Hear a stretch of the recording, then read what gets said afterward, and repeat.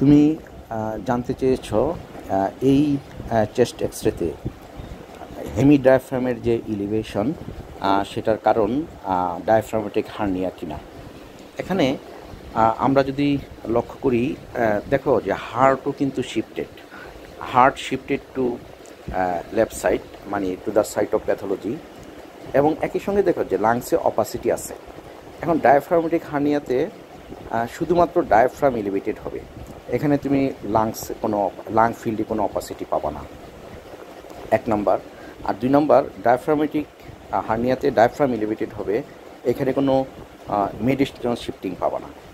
তাহলে এই elevation of hemidiaphragm is part of collapse or fibrosis. That means volume loss in the left side. On the left side volume কমে গেছে, সেটা হতে পারে কলাপসের মাধ্যমে এবং সেটা হতে পারে ফাইব্রোসিসের মাধ্যমে।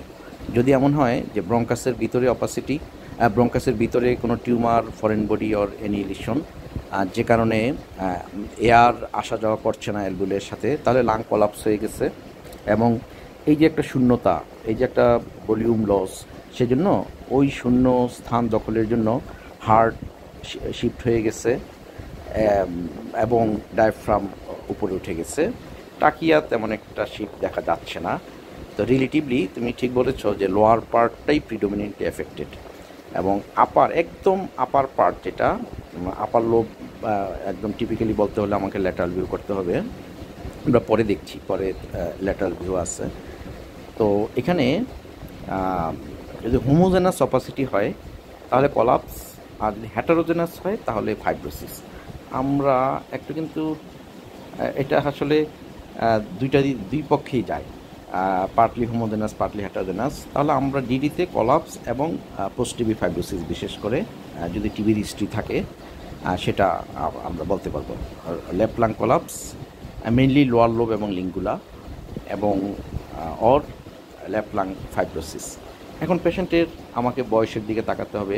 পেশেন্টের বয়স তো 50, তো এই বয়সে ম্যালিগন্যান্সি হতে পারে, আবার এই বয়সে যদি টিবির হিস্ট্রি থাকে পোস্ট টিবি ফাইব্রোসিস হতে পারে। আমাকে হিস্ট্রিটা এখানে গাইড করবে।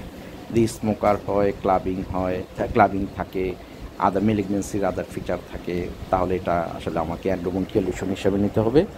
আর যদি এমন হয় যে চেস্ট এক্সামিনেশনে ফাইব্রোসিসের ফিচার আছে, দ্যাট মিনস অসকালটেশন অথবা হিস্ট্রিতে তার টিবির হিস্ট্রি আছে, সেক্ষেত্রে আমাকে পোস্ট টিবি ফাইব্রোসিস হিসাবে নিতে হবে।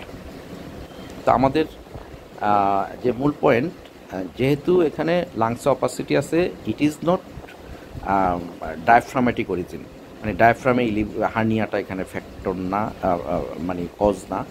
যেহেতু মেডিসিনাল শিফটিং আছে, তাহলে সেটাও মানে ডায়াফ্রামেটিক প্যাথোলজির জন্য না। ডায়াফ্রামেটিক হার্নিয়াতে কী হবে, হার্ট শিফট হবে না এবং লাং ফিল্ডটা ক্লিয়ার থাকবে। ল্যাটারাল ভিউতে আমাদের একটা পয়েন্ট আমরা মাঝে মাঝেই বলি, সেটা হলো এই যে তার স্টার্নামের পিছনে রেট্রো স্টার্নাল ট্রান্সলুসেন্সি এবং রেট্রোকার্ডিয়াক ট্রান্সলুসেন্সি, এটা ইকুয়াল হবে। কিন্তু এখানে দেখো রেট্রো স্টার্নাল ট্রান্সলুসেন্সি আছে কিন্তু রেট্রোকার্ডিয়াক নাই। তার মানে ওই যে কলাপসড বা ফাইব্রোসড এরিয়াটা জন্য এই অপাসিটিটা ওবিটারেটেড হয়ে গেছে। তো ল্যাটারাল ভিউতে কিন্তু প্রথমেই তোমার চোখে পড়বে না প্যাথোলজিটা, এই সূত্র মতে যেতে হবে যা আমি কি রেট্রোকার্ডিয়াক এবং রেট্রো স্টার্নাল যে ট্রান্সলুসেন্সি সেটা ইকুয়াল পাচ্ছে কিনা। যদি না পাই, তাহলে রেট্রো কার্ডিয়াক যে অপাসিটি কালো থাকার কথা ছিল, এটা সাদা কেন, তাহলেই তোমার চলে আসবে যে এখানে একটা প্যাথোলজি আছে। এবং আরেকটা পয়েন্ট, সেটা হলো এই যে এখানে তার ভার্টিব্রা আস্তে আস্তে ব্ল্যাকার হতে থাকবে নিচের দিকে যত আসবে, কিন্তু এখানে পুরোটা ভার্টিব্রাই কিন্তু হোয়াইট। তার মানে এখানে শুধুমাত্র লোয়ার পার্টই কিন্তু সীমাবদ্ধ না, তার প্যাথোলজিটা উপরেও আছে, আপার, লিঙ্গুলা, লোয়ার তিনটা অংশে কিন্তু তার ইনভলভমেন্ট আছে, প্রিডোমিনেটলি তোমার লোয়ার। তো সেক্ষেত্রে আমাদের ডায়াগনোসিস ওটাই যে লেফট সাইডেড কলাপস অথবা ফাইব্রোসিস, যেটা আমাকে হিস্ট্রি এবং ফিজিক্যাল এক্সামিনেশন দিয়ে আলাদা করতে হবে।